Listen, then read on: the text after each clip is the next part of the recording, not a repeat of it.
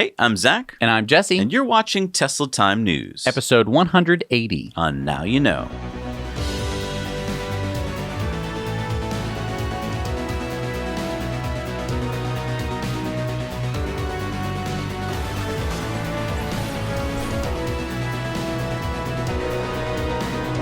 Brought to you, as always, by our wonderful Patreon patrons. They help support this show, and they get some pretty great perks as well, including T-shirts and signed posters. That and more you can check out on patreon.com/nowyouknow. This episode of Tesla Time News is sponsored by our friends at Nouveau Monde Graphite Mine. What does it say? Action. My English isn't perfect, but our product is. 99.95% pure. Battery grade, but I guess you expected that. Thanks, Rick. You got it, Rick.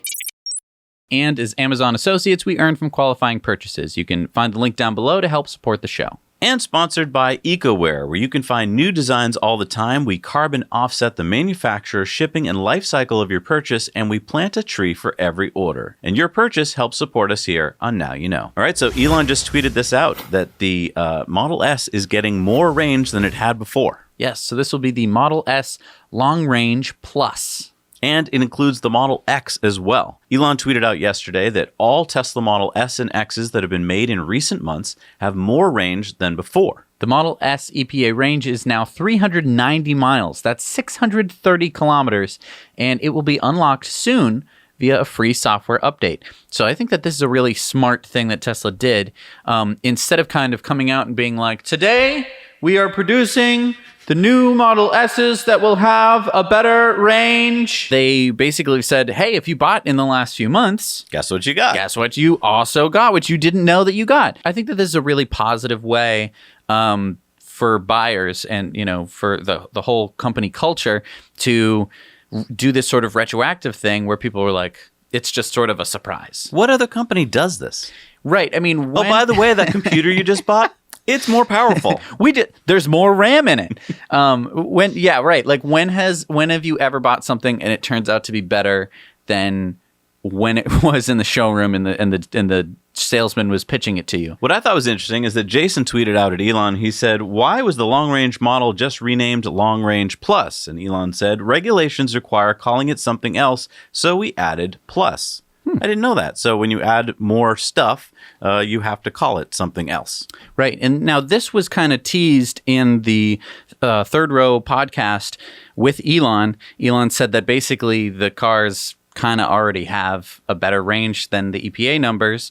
And so he wanted to reflect that. On the last earnings call, Elon was asked about Tesla's raising money by an analyst, and Elon said it didn't really make sense. He said, well, we're actually spending money as quickly as we can spend it sensibly, so if there's any sensible way to spend money, we're spending it.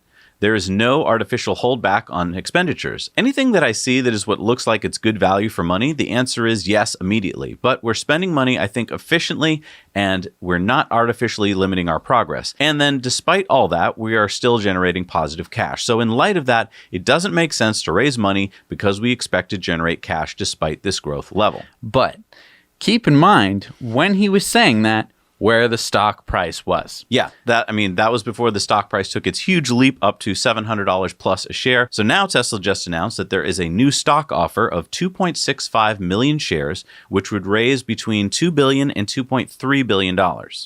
Both Elon and board member Larry Ellison said they plan to buy shares. Elon, $10 million worth of shares, and Larry, $1 million. Now, Tesla currently has $6.3 billion in cash. So this would put them at over $8.3 billion. And I'm just guessing that this extra cash is going to be to fund Giga Texas. I completely agree. I think that this is a really smart idea. It's the best time to raise capital in the stock price history, if you want to think of it that way, because this is some of the all-time highs, and it's actually been pretty stable at this level. I think it's Perfect opportunity. Why waste it? Why not get an extra $2 billion for not a lot of shares? So the Taiwan Military Police, or the Republic of China Military Police, ROCMP, bought 2 Tesla Model 3 vehicles. And according to official Tesla Owners Club of Taiwan, they were so happy with them that they have just purchased, get this, 20 more Model 3s. Wow. And speaking of police and Model 3s, in Westport, Connecticut, we told you about their police force that bought a Model 3 as a patrol car. Now we've learned that instead of having to pay the usual $3,000 for police cameras, Westport Police Department is going to use the Tesla Sentry Cam, which they say are higher quality than regular police cameras and will save them $3,000 for every car. Wow. And, in addition to saving for the cameras, they're going to save an estimated $13,770 in fuel savings in just the first 3 years. Right. And that's not even including the maintenance. That's just for one car. Right. So get this, Jesse. Tesla Model X owner Justin Bowen says that his Model X could have potentially saved his life when during a freezing cold lightning storm last year, he lost control and his car went off the road. He He said that the tow truck driver said that it was a 70-degree slope and that he was surprised that it didn't flip. Take a look at that picture. It looks like it's defying the laws of physics, just perched there. Yeah, Justin said the car wasn't on autopilot, and this road is notoriously dangerous. There was a truck a few hundred feet further down. Any other car would have flipped and gone much further down. Autopilot emergency braked as soon as I went off the road with the extreme slope, saving my life. Yeah, it looks Wile E. Coyote to me to have that I know. much of a slope, and your car's just like, it's stopped. I can't believe it. Time for some guardrails. Yeah. So you know this, Jesse. Fudsters love Tesla recalls. They seem to think that it's some kind of argument for Tesla going out of business. Yeah. But let's remember that all auto manufacturers eventually issue recalls. And this latest Tesla Model X recall that we're talking about here is really quite small. So Tesla says that about 15,000 early pre-October 2016 Model X's, that includes Sparky, are affected. So it's a similar problem that the Model S's had a couple years ago. The power steering bolts get corroded in certain bad weather situations, namely places where we put a lot of salt on the roads, and they can break off. So it doesn't mean you're going to lose your steering. It just means your power steering would stop if the bolts broke. And Tesla's being proactive, and they're saying that they will replace the steering bolts and add a corrosion preventative sealer to the bolts. Cool. And 15,000 cars, it's not that big a deal. Right. There are plenty of other recalls happening all the time. So Škoda is the Czech subsidiary owned by Volkswagen, and they announced last week their first EV built from the ground up on top of Volkswagen's MEB platform, the Enyaq. Yeah, it has two motors for 302 horsepower. It has a WLTP range. Why use that standard? But anyway, it's 310 miles of WLTP range, so it's going to be substantially less than that.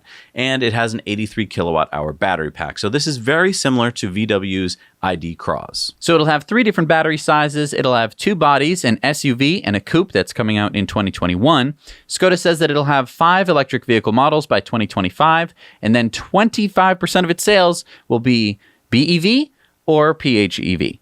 So that's battery electric vehicle or plug-in hybrid electric vehicle. And the Enyaq will be built in the Czech Republic. Tesla is going to be making the rear-wheel drive long-range Model 3 at the Shanghai Gigafactory in China. That's a model that they stopped making here in the United States, although we have one. Yep. And I must say, I do really like it. It's a lot of fun to drive. Jay in Shanghai tweeted this, so thanks to Jay. Currently, only the Standard Range Plus rear-wheel drive is available in China. And now we learned that the Shanghai Gigafactory built 2,625 Model 3s in January. So that is about 1,000 a week on a single shift. And what's cool about that is this puts Tesla at 6.1% of China's NEV production in January. Right. And keep in mind that they're just ramping up production of the Model 3, dampened, of course, in February by the coronavirus. But 6.1% with that low production number means that once they get fully ramped up, we're talking about double digits of NEV production in China. Yeah, and China is 3 or 4 times the United States. So that's going to be really exciting for Tesla. Now, speaking of Gigafactory updates, Gigafactory Berlin has its construction beginning. George Steinbach, the Minister of the Economy, Labor, and Energy for the state of Brandenburg, tweeted last Thursday, "It starts. Preparation for construction have started. A historical photo from a few minutes ago. And heavy equipment is now arriving. Check this out. There's footage of big trucks going in the forest. Now, I normally don't like to see forests taken down, but in this case, if a gigafactory's going there, this is pretty exciting. Right. And keep in mind, this is not a natural forest. Right. This was planted for cardboard. The Las Vegas Convention and Visitors Authority announced last Friday that excavation is complete in the first of 2 mile-long vehicular tunnels 40 feet beneath the Las Vegas Convention Center campus.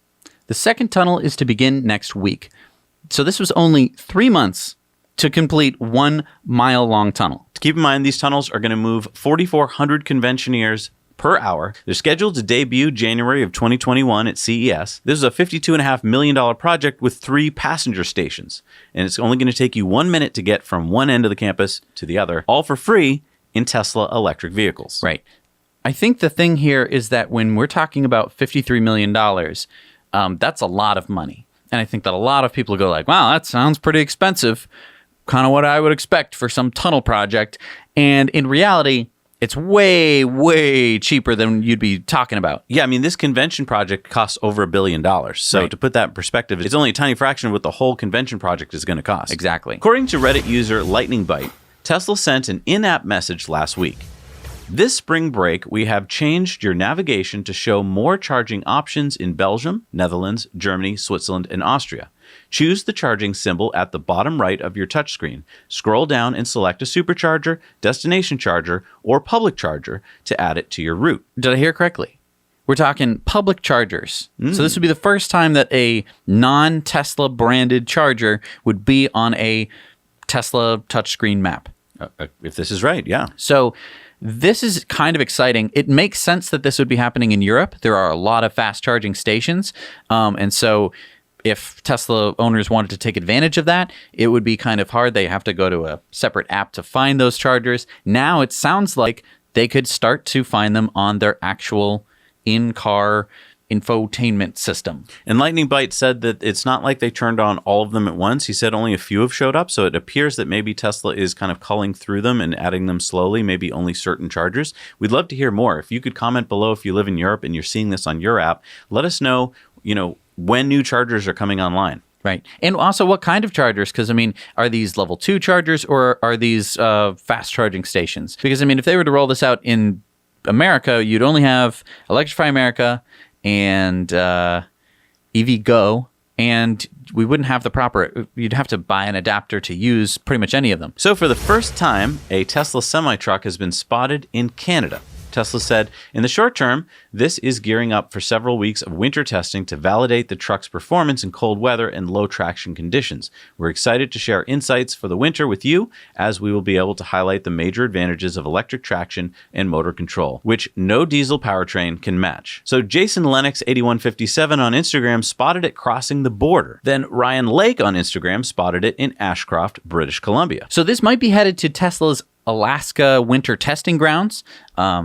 We will have to see. It's not like there are a lot of people living up there who would be like, hey, I think I saw a Tesla. So we're not going to really know the results of the test until Tesla releases them. Probably. But this is exciting because it's just another step that Tesla is taking towards releasing their Tesla semi-truck.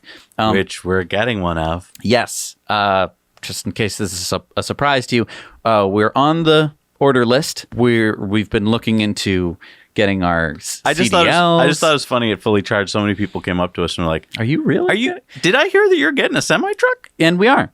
Why is that so crazy? Yeah. We're going to use it for everything you use a semi-truck for and more. Yeah. We're going to make tiny houses. Yep. We're going to jazz clubs. off-grid tiny houses, off-grid jazz clubs. Yep. Now, this wasn't the only thing spotted in Canada recently. EV Society Sudbury spotted a Model Y supercharging in Sudbury, Ontario. How could you tell it was a Model Y? It's covered in salt. I know. Luckily, there's another Model 3 there, and you can see that it's just slightly bigger than the Model 3. That's how I like my Model Y, by the way. A little bit of pepper and a lot of salt. A lot of salt. Okay, we're gonna want to brine this. Get it very covered in salt. Road So salt good if salty. you can. Road salt if you can. Yeah, this means that they're actually testing it, which I really like to see a lot. The other cool thing that I like that Tesla does with this car specifically is that they're not covering it in camouflage. No. There are a lot of car companies, and they take their EVs do they think and they they're fooling? cover it with all kinds of goofy Squiggles and stuff? Yeah, goofy squiggles, and it's like, A, it doesn't make the product look that appealing. No. B, if you change the look of the product, if you change some line or something, are a lot of people going to get upset? Yeah. Are they it's- going to freak out? If they're like, oh, hey, I saw a prototype on the road and it looks different. It's ridiculous.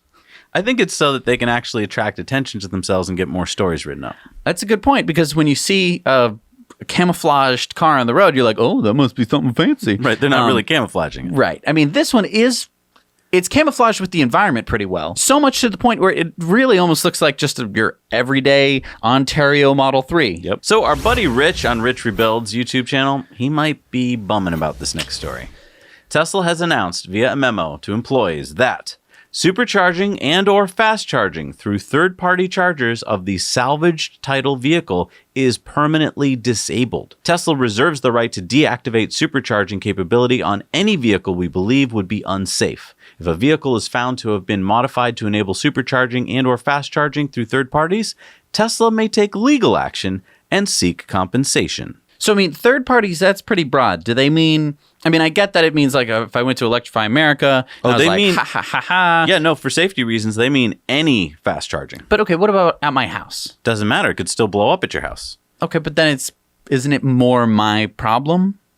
No, if a Tesla blows up, it's going to be bad for you and Tesla. But what if I wanted to do the Rich Rebuilds thing? I wanted to buy a wrecked Tesla. I wanted to fix it up, put it all back together again, and then now I can't supercharge it, so it's basically well- just a glorified Bolt. Tesla has an inspection program. So you can pay Tesla, I forget what the amount is. I think it depends on what you're doing to the vehicle, but I think it's a couple $1,000s to inspect the vehicle and make sure it's safe. If they give it their seal of approval, you're good to go. If they don't, then I think that's why a lot of people are afraid to actually go get it inspected by Tesla. I think they're afraid that Tesla will say, hey, there's a problem here, and they're afraid that, now Tesla will know about it. But my guess is that Tesla would work with you and say, hey, this is something you got to fix. You get it fixed, maybe you get it re-inspected, and then you're good to go. But yeah, most people don't bother to get it inspected by Tesla. And so, yeah, that is a major concern here. What if you buy, let's say, a Tesla battery pack, that's been in a collision, but the battery pack is, say, fine, and you want to put it in your conversion? Will it be able to supercharge? I mean, I can understand if you're, doing that level of modification that maybe you weren't really expecting to have it supercharged, like to pull up to a Tesla supercharger station and like plug in your converted whatever mobile. But I just feel like this is ripe for a lawsuit that someone is going to sue. Well, okay, but let's put it this way. Let's say that you bought this salvaged Tesla battery pack. You know nothing about what happened to the car. It's got a problem. And then you go to charge it, just fast charging, let's say, not supercharging. And there's a battery management problem. And so it starts to overheat and it, catches on fire. Tesla doesn't want that to happen. They want to inspect it first to make sure it's okay, because they know that you're not capable of inspecting it. Okay. And I just want to point out, Tesla has also said that once a salvaged Tesla is listed as unsupported, it cannot be changed.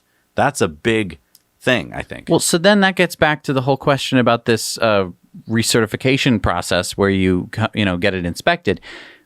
Can't be changed. That makes it sound like you're never going to be able to get it back on the road again. It just seems... Well, I mean, if there's something seriously wrong with, let's say, the battery pack that won't make it able to work properly, then I can understand that. Okay, but I mean, if it's just a salvaged Tesla and now it's unsupported and now that can't be changed, it seems a little overdramatic to me. It's a matter of safety, I would guess. And your lawsuit idea, I'm going to have to say that if in most courts, I'm going to guess that if Tesla comes in and says, look, this is a safety issue, the court's going to agree with them. I don't know. I think it would depend on the state. So we'll have to see how it unfolds, but I don't know how I feel about it. It's not great. So Tesla has just filed for a patent for smart grids. Okay, well, I think that you will find that it's called Scalable Hierarchical Energy Distribution Grid Utilizing Homogeneous Control Logic. Yes, that's what I meant by smart grid. so this is a very lengthy, heady patent, really diving into all of the different iterations and possibilities of this scalable hierarchical. I think a lot of people are going to stay away from the story because it seems so heady, but I think this is a huge, huge deal for Tesla. And another reason why car analysts don't get the company. Right. Tesla makes energy products. And if you make something with a smart grid in it. So, I mean, let's imagine now that their Powerwall batteries have this smart grid technology. So I put this Powerwall in my house, and now it's allowed my house to be on a smart grid. Well, what does that mean? Well, picture this, right? Let's say that the microgrid around me knows that the temperature will be 32 degrees tonight. And if I warm my house up to, let's say, above normal, like 73 degrees, that'll get me through the night at a suitable temperature. And that'll save the grid a lot of power when it needs it. So using my house properly can help the entire grid out. That's a smart grid. That's just an example of it. This is a huge deal because this means that Tesla Energy, as it grows, could start to do more than just batteries. It could start to become a grid company. Right. And being able to use energy more efficiently. I mean, right now, there's just some, power plant just chugging away, burning through or doing whatever it needs to do in order to make electricity. And then they can either, raise the amount that it produces or get some peaker plants online, or they can shut them off.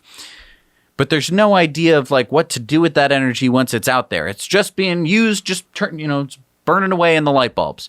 And if you could be using it efficiently and smartly and tie it to both, home smarts, kind of like, you might have a Wi-Fi enabled thermostat, like a Nest or something, to lights in, say, large buildings, to other like air conditioning units in large buildings. If all of this could be connected and integrated with each other, you'd be able to do things very, very smart and just be like, oh, there is a ton of solar electricity right now. Let's turn on, all the air conditioners right now because we have a surplus of energy. Let's turn them all on. We'll cool everything off. And then later, we won't have to use that energy to cool it off even more. Well, this fits really well with the Patreon bonus story that we're going to be talking about in Australia. So tune in for that. LA Fire Department Chief Ralph Terrazas announced last week that LA's Hollywood District number 82 will be getting America's first electric fire truck.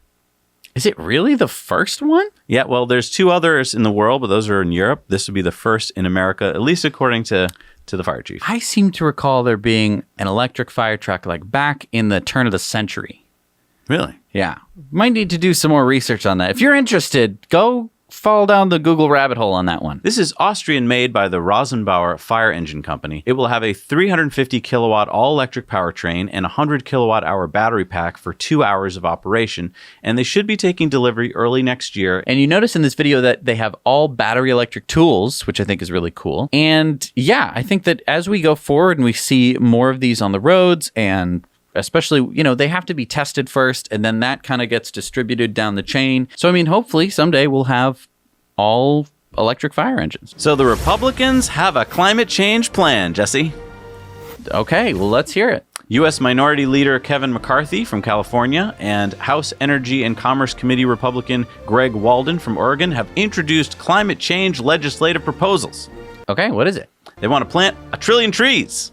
Okay, that sounds good. What else? And they want to give a tax credit for carbon sequestration. That sounds great. Yeah.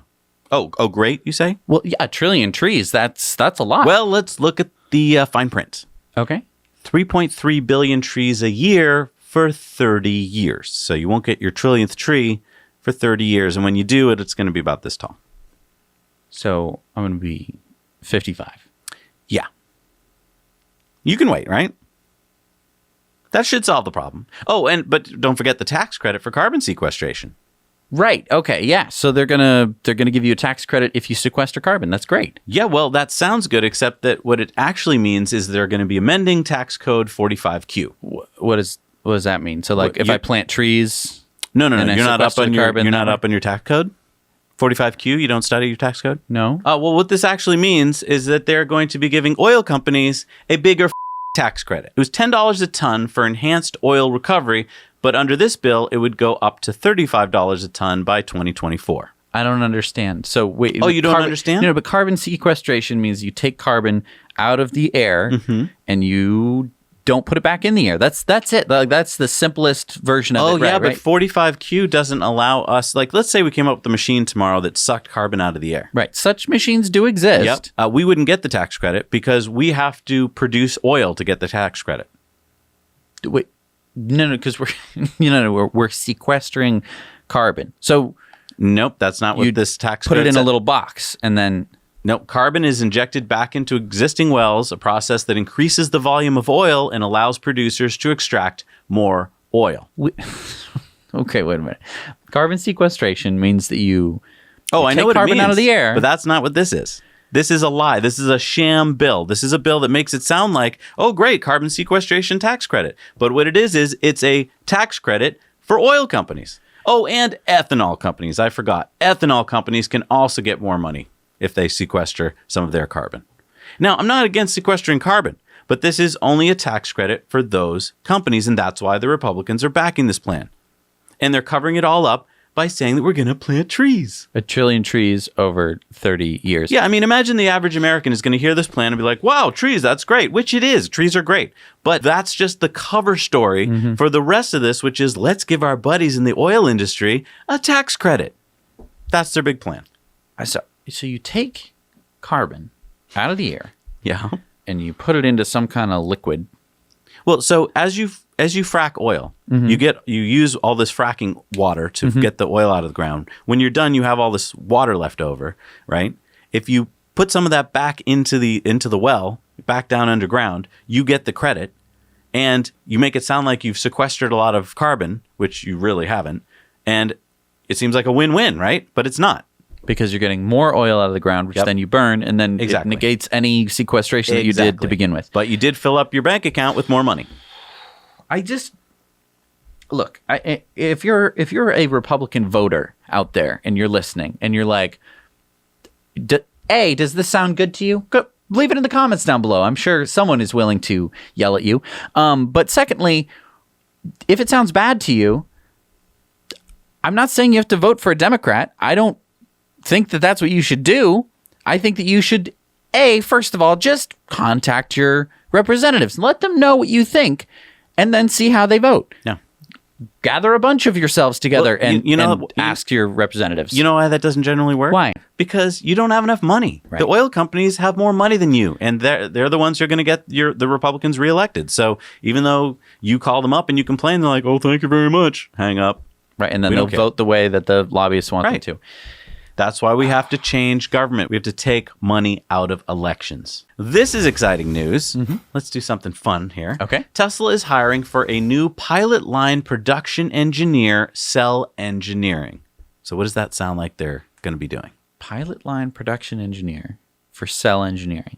They're making batteries? Making their own batteries. That's what it sounds like. Yeah, the responsibilities are to drive design, commissioning ramp of a complex manufacturing tool that is the first of its kind at Tesla. Tesla's cell manufacturing engineering group is looking for a highly motivated equipment development engineer to accelerate our next generation battery cell manufacturing program. This role will be involved in the design, development, commissioning, and ramping of high throughput equipment while working in a cross-functional team to test, validate, and rollout process and product design changes.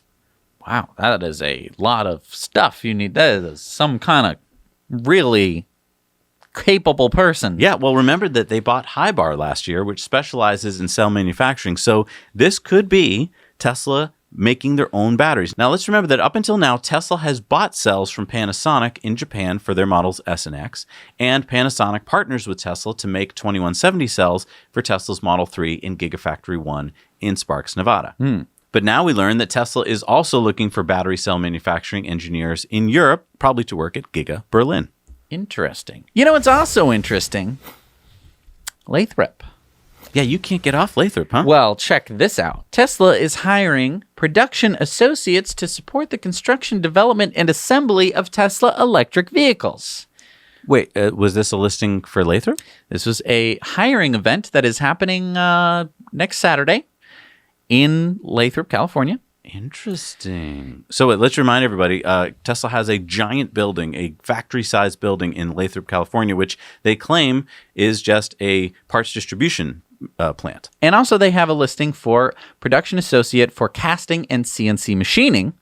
And they will participate in the development and application of Tesla's production system for the casting and machining of structural components for Tesla Model S and Model X. That sounds like more than distribution. But maybe they're just having the hiring day there and, the real work will take place somewhere else. It's true. Fremont Factory is a very busy place. So maybe you want to hold it somewhere, parking's a little Could be less that. sketchy. But I don't know. I'm just saying, Lathrop could be something Could be something. interesting. We'll see. So remember that the Department of Justice had started an investigation into Ford, VW, Honda, and BMW for antitrust practices after they sided with CARB, which is the California Air Resources Board, to implement stricter vehicle emission standards than the Trump administration wants. So you remember that? The Trump administration wanted to kind of lower the standards. CARB said, no, no, no. And a bunch of car companies like Ford and VW, Honda, and BMW sided with California. So this was all about the federal government trying to take power over the states about raising the emissions standards for vehicles. Right. And the crazy part is that the car manufacturers sided with CARB. Right. It sided with the states. Well, those four did. Anyway, the Department of Justice announced last week that they are dropping the investigation. So now CARB and 13 other states have a stronger standard than the Clean Air and Water Act. And California Governor Gavin Newsom said, these trumped-up charges were always a sham. A blatant attempt by the Trump administration to prevent more automakers from joining California and agreeing to stronger emission standards. The decision is a victory for anyone who cares about the rule of law and clean air. So this is good news. Yeah. All around. So Audi e-tron owner Carrie Trust was nearing 10,000 miles, and his e-tron screen displayed this. Wait, you said e-tron, right? Yep. E-tron's the electric. Yep. It's the electric car by Right. Audi. Yep. It's electric. Doesn't have a gas engine in it. Nope. It doesn't it's even not a hybrid. Doesn't even have a range extender. There's no oil that you can change in There's it. no engine. Nope. Why is he? So he needed an oil change? No, there's no oil change needed. It said that it needed an oil change. Well, remember that Audi is a car manufacturer that makes a lot of ICE engines, and they probably just forgot. Okay. They didn't update the software. Okay, so then he probably looked in the manual and it was like, oh, please ignore when it tells you to do the oil change. We've had that hardwired into the firmware and we couldn't change it. It didn't say that. Here's what it did say in the manual. Now, it looks like a lot of things that you have to do at 10,000 miles, but if you read carefully, you see that there's really nothing to do. You check the brakes, you check your first aid kit, you check your tires. First aid kit? You check your wiper blades. There's nothing to do. Now, he conjectured that maybe Audi put that in there to make you like, oh no, got to drive to the dealer and get some service. I think it's probably just that Audi forgot. I do have to question what engineer is like working on the code, right? And he's like, hey boss, so we usually, with the gas cars and everything, we usually have like a oil change thing at 10,000 miles. Do you want me to, we don't keep that in, right? Because this is an electric car. And the boss is like, what? I don't know anything about electric cars. No, you keep that in. Don't take that out. Listen to me. We need that in there. They need to go get service.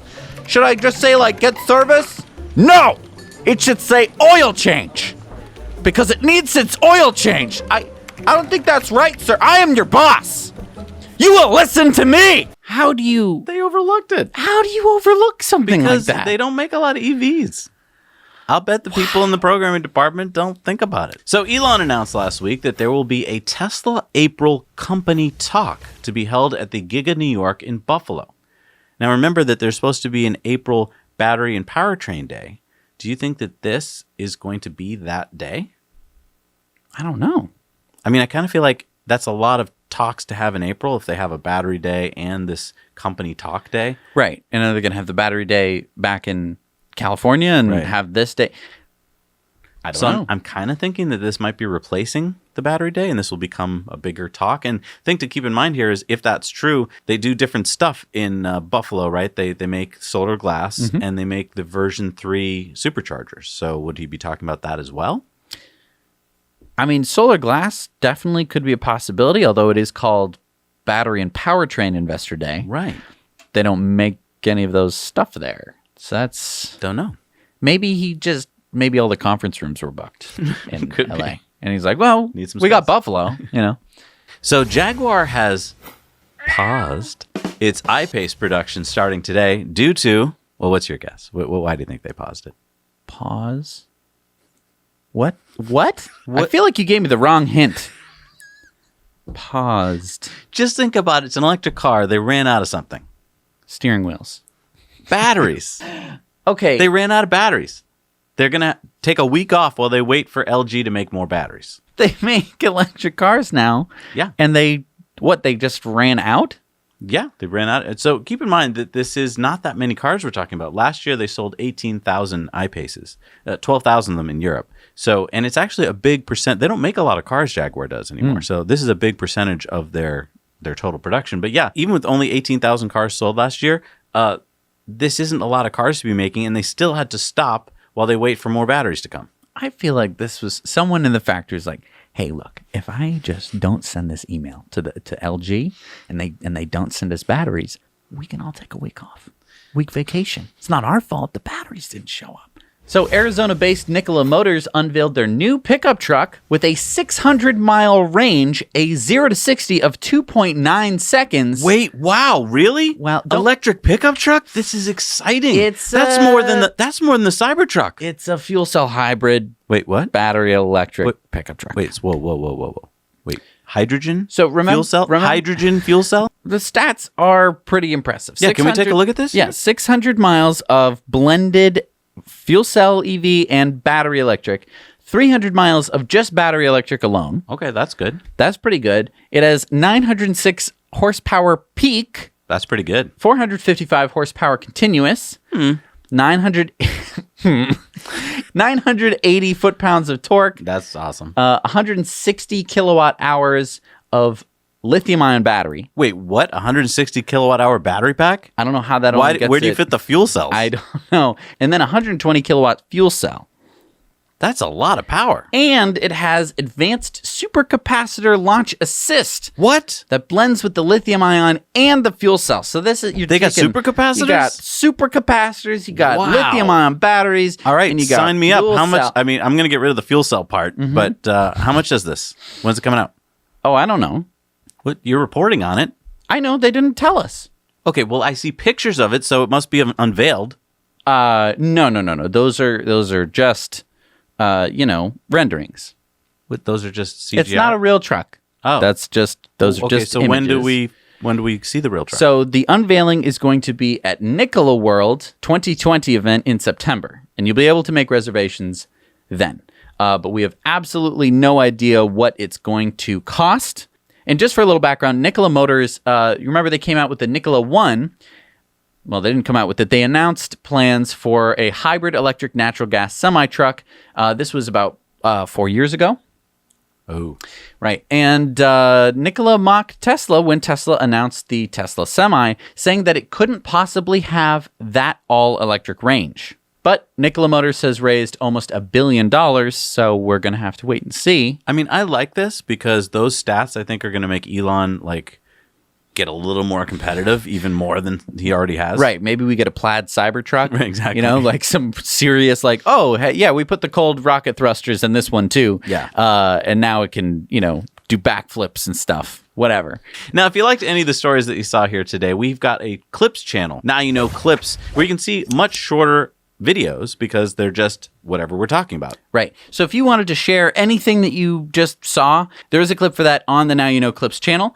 They roll out throughout the week. So if you saw something that you liked in this week's show, it's going to be coming out at some point this week, and then next week's show, etc. So I highly suggest that you go subscribe to that channel, because chances are there's going to be one of these stories that you are going to want to share. And I mean, I know that you might be saying, look, who am I going to share it with? Put the clips on your Facebook.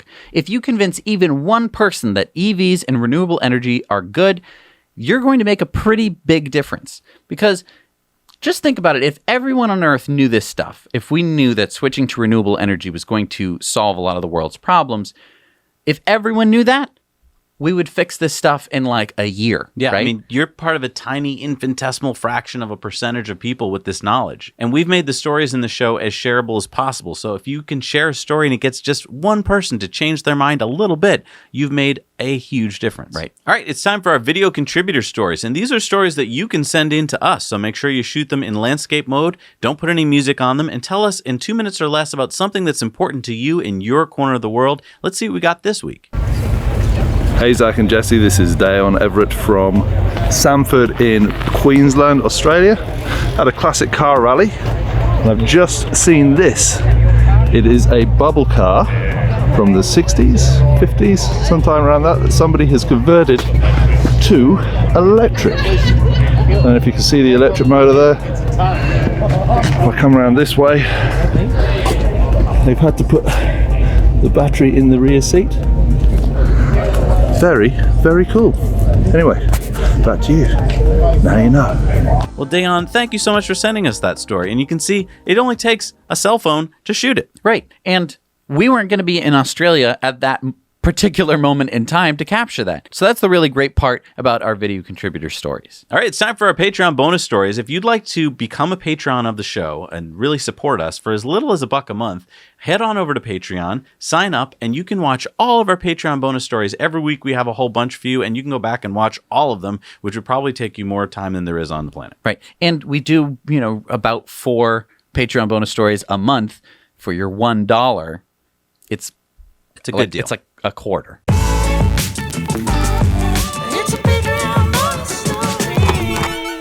Hey, we're back from the Patreon bonus stories. That was a long one. A little ranty rant there. We get so off topic on the Patreon bonus stories. You guys would love it. Patrons, if you haven't just gone to bed after that really long Patreon bonus story, comment down below. Let people know how it was pretty good. It was pretty good. I think so. Yeah. All right. And we have some shout outs for some of our patrons. So let's do that now. Bert Harrison, Charles Gibbs, Walker Richardson, Your Car Angel, Alicia DeMarsh, Mike Electric Future, Barb Mark, James Strom, Sandro Boselli, Cyril Klam, James West, James Forst, David C. Lucas, and Joachim Ekblad. Thank you so much, guys. You guys are the reason why we can keep putting the show out. All right, it's time for Elon's Tweets of the Week, and this could be its own show because it's so long. He had a lot of tweets. Yep. This first one is the midsection of Starship propellant tanks. Take a look at that. It's how crazy is it that a CEO of a company can be putting out propellant tank pictures and people take notice, huh? Yeah, and Indeng said, when are you switching to custom alloy instead of the 301 for Starship? And Elon said, probably 6 months or so. 301 is certainly fine for orbit, but SpaceX 30X will be better. So they're going to be making their own alloys. Yeah. So then Tesla put out this tweet about the beautiful new solar glass roof. And Elon said, please let us know what improvements we can make to any aspect of Tesla's solar glass roof. Critical feedback is much appreciated. And Brian said more color options. Elon said coming hopefully later this year. And then Taran said it will not work in northern Alberta. Needs some sort of electrical heat trace to remove heavy snow. And Elon said, I think will still be better than a normal roof, but adding a heating grid to automatically remove ice and snow sounds like a good option. We have that already on car windows.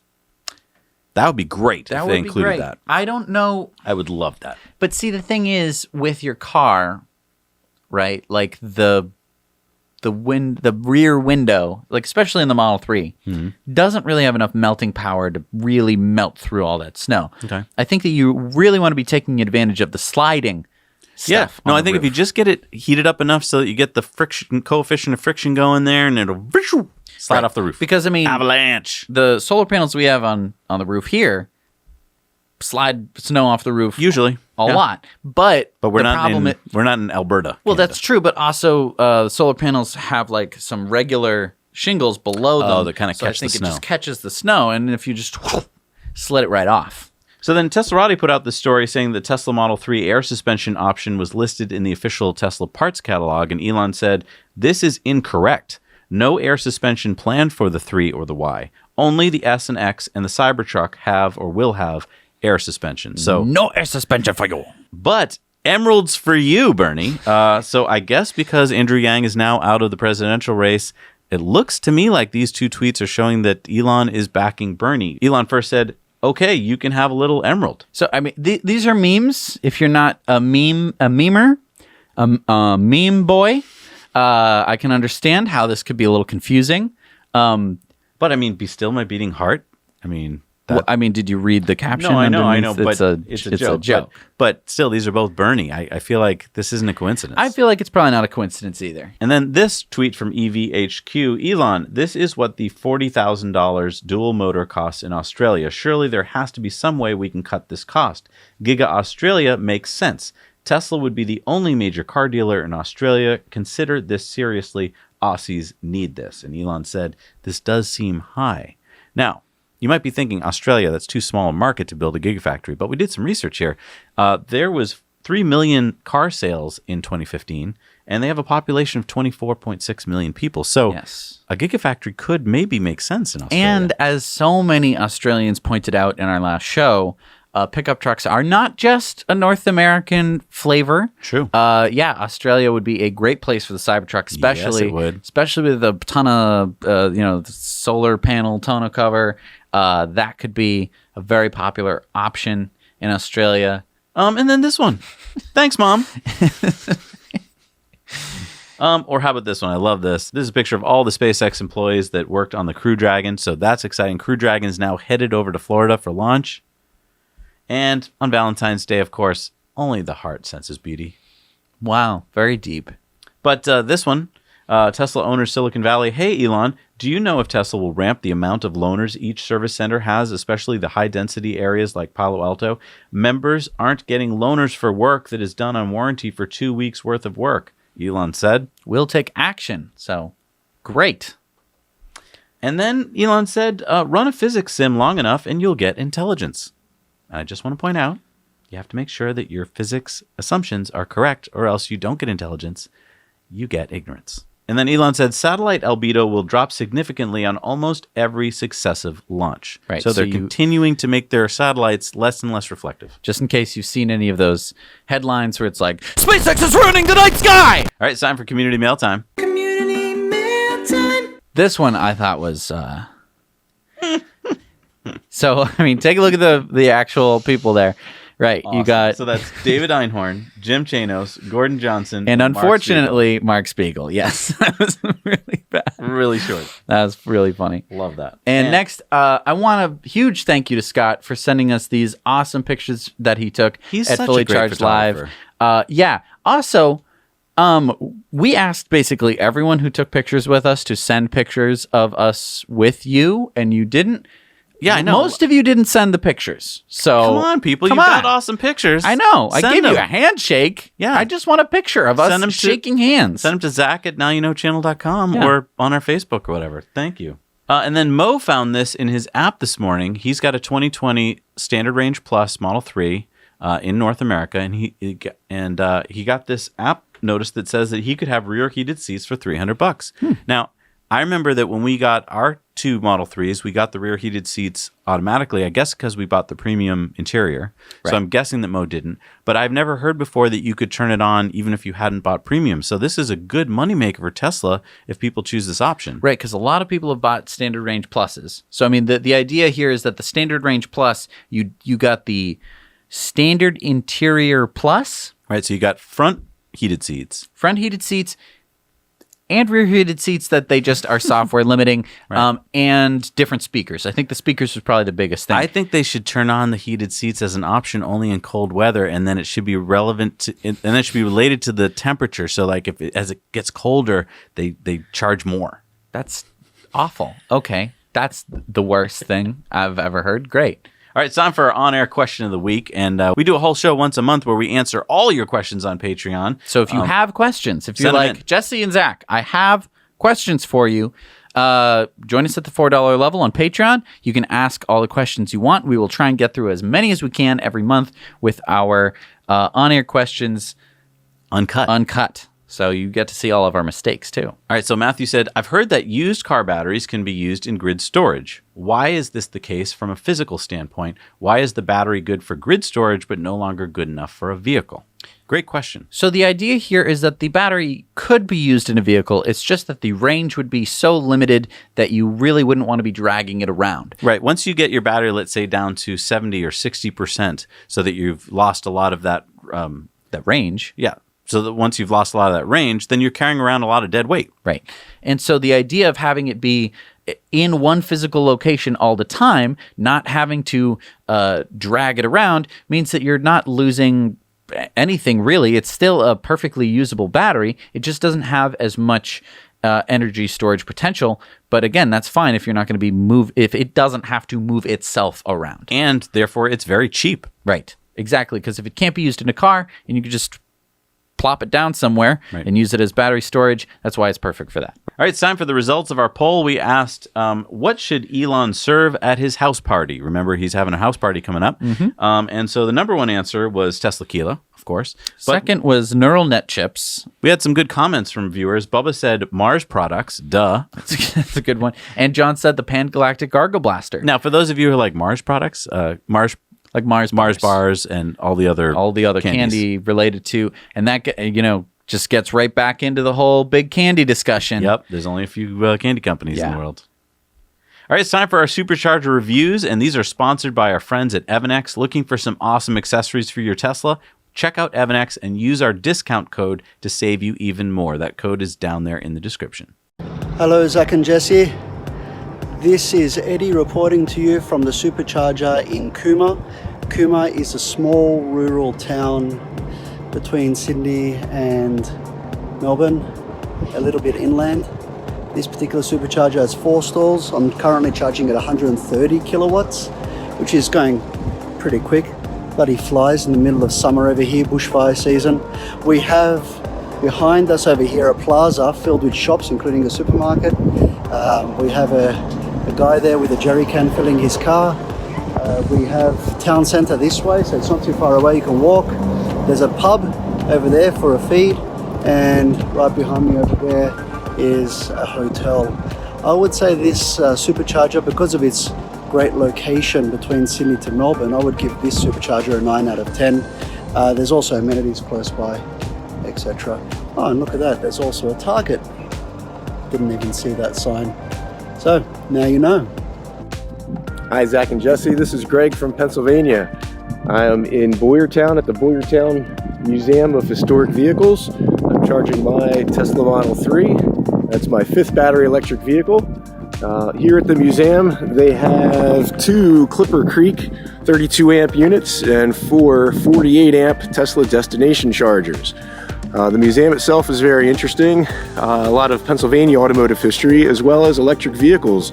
They have a number of electric vehicles inside the museum, many of which are over 100 years old, as well as an old electric vehicle charging station as well.